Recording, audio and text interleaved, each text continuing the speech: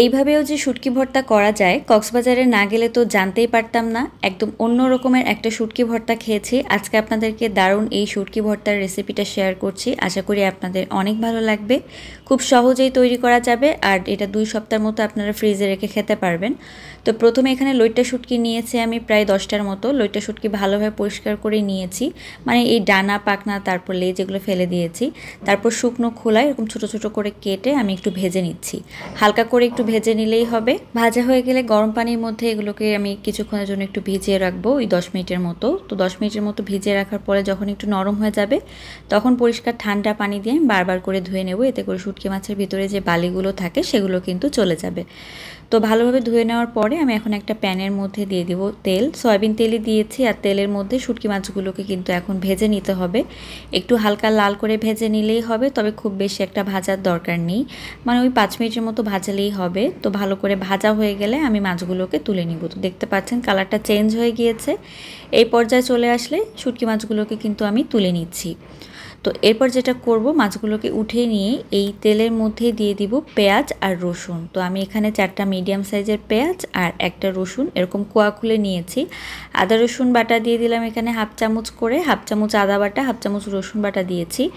ধনিয়ার গুঁড়া দিয়ে দিচ্ছি হাফ চামচেরও কম, জিরার গুঁড়া খুব সামান্য পরিমাণে সব কিছু দিতে হবে। এখন দিয়ে দিব একটু গরম মশলার গুঁড়ো, ওই একদম 1 চিমটি থেকে একটু বেশি দিয়েছি। তারপর দিয়ে দিব একটু লবণ স্বাদ মতো, তারপর হলুদের গুঁড়া খুবই সামান্য, আর শুকনা মরিচের গুঁড়া দিয়ে দিচ্ছি 1 চা চামচ পরিমাণে।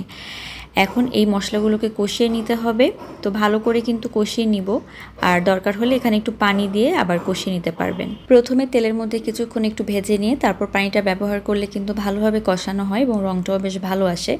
তো কষানো হয়ে গিয়েছে।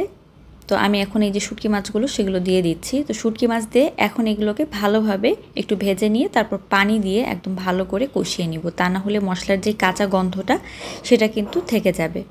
তো এই যে আমি শুটকি মাছগুলোকে ভালোভাবে একটু কষিয়ে নিয়ে তারপর পানি দিয়ে দিয়েছি। এখন পানি দেওয়ার পরে কিছুক্ষণের জন্য আমি একটু কষিয়ে নিব। তো কষানো হয়ে গেলে এই শুটকি মাছগুলো কিন্তু উঠিয়ে রাখতে হবে। আর তারপর আমি এই প্যানটা পরিষ্কার করে নিয়ে এখানে একটু সরিষার তেল দিয়ে দিয়েছি, আর তার মধ্যে দিয়ে দিব শুকনা মরিচ 5-6টার মতো। মরিচগুলোকে কিন্তু ভেজে তারপর তুলে নিব।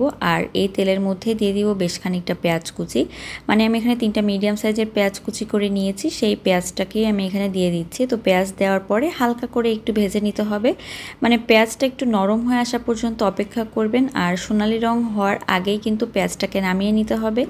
তারপরে এই পেঁয়াজ, শুকনা মরিচ আর যে প্রথমে শুটকি মাছটা আমি রান্না করে রেখেছিলাম সেই শুটকি মাছ সব কিছু একত্রে ব্লেন্ডার একটা জারের মধ্যে দিয়ে একদম সুন্দর করে মিহি করে ব্লেন্ড করে নিলেই কিন্তু শুটকি ভর্তা রেডি। আর এইভাবে শুটকি ভর্তা তৈরি করলে এত বেশি স্বাদ হয়, আপনারা একবার হলেও বাড়িতে তৈরি করে দেখবেন। ভিডিওটি ভালো লাগলে লাইক, কমেন্ট, শেয়ার করে জানাতে ভুলবেন না। আল্লাহ হাফেজ।